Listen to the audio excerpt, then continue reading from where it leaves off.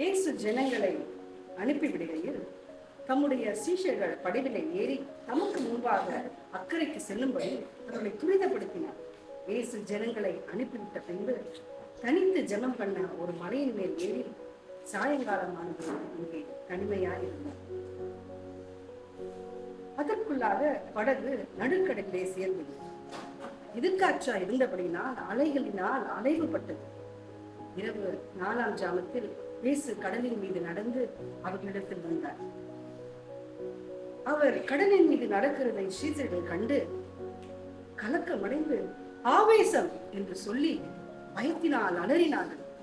இயேசு உடனே அவர்களை பார்த்து இடம் கொண்டார்.